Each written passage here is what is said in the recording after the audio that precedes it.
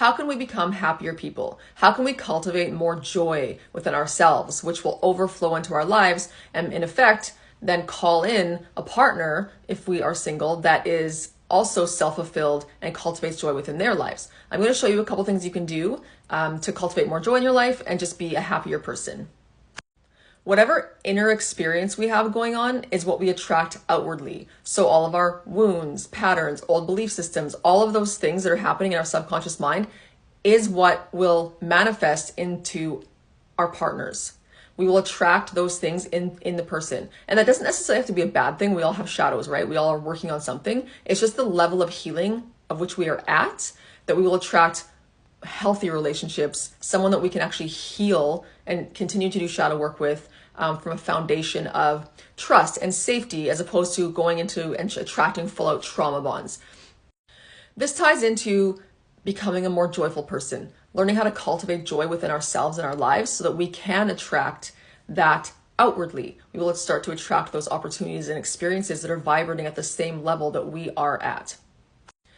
So in order to change thoughts, patterns, beliefs, our experiences, in effect, we need to become aware of them. A lot of this is clarity and creating space. So if you want to start a negativity tracker, a thought tracker, have it in your iPhone notes, jot this stuff down during the day, or have a journal at the end of the day where you sit and you just write down things that are consistently coming up for you, whether they're belief systems, whether they're people that keep showing up, the same people you seem to attract while you're dating. Start recording that and looking at it at the end of the week so that you can get this sort of full view of what you need to start shedding out.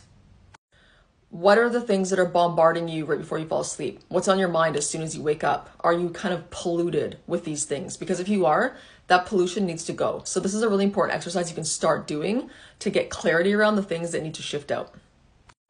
If you don't have or operate by a personal code of ethics, I highly recommend you create one. This is going to help you attract something different. It's going to help you have a stable foundation of which you operate from which you make your decisions. You have clarity around who you are and what value system you operate from. It actually lowers your anxiety as well, because you can always go to this internal value system and you can say, no, this isn't in alignment with what I want. This isn't in alignment with my belief systems. So I highly recommend creating one of those.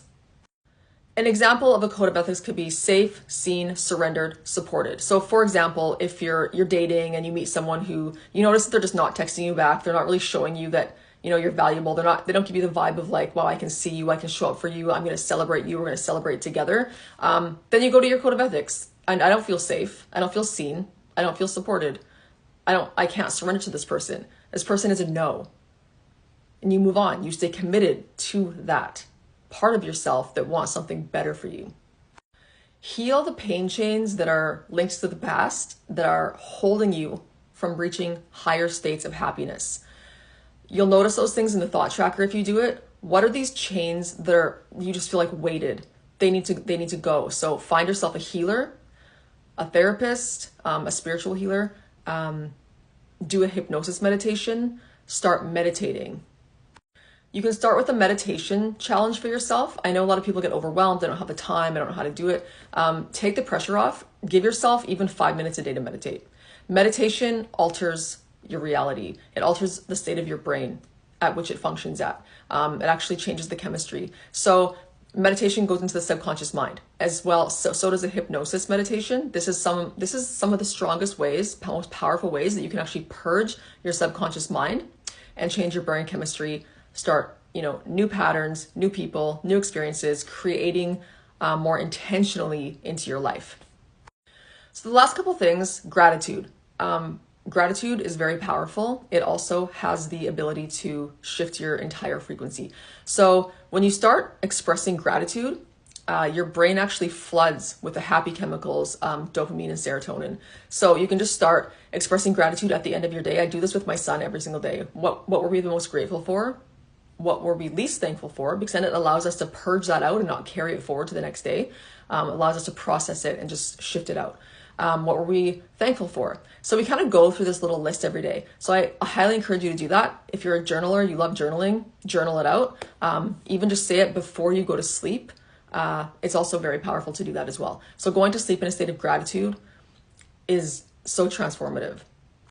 And if you practice gratitude regularly, it rewires your brain to be able to more easily override negativity. Do an inventory of self-fulfillment. What are you doing for you? What are you doing to fill your own cup? Are you over-focusing on others? Are you a pleaser? Are you saying, oh yeah, I'm going to do that for myself, but like the whole year passed and you didn't? It's really time to start just stepping up and committing to yourself. Work on yourself.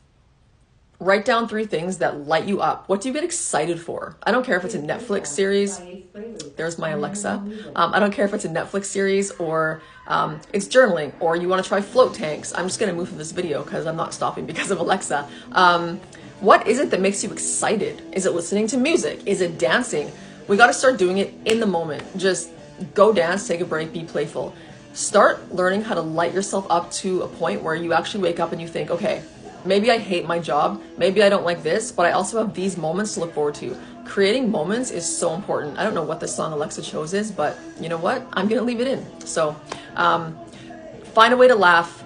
So this is just a starting point of how to start creating more joy in your life, cultivating a life of joy so that you can, co-create that with someone else and draw in these experiences. So thought inventories, gratitude, affirmations, rewiring your brain, start pouring into yourself and fill your happiness cup. It's so crucial to do that. A lot of us are not doing that. Take good care out there. I love you so much. Good luck.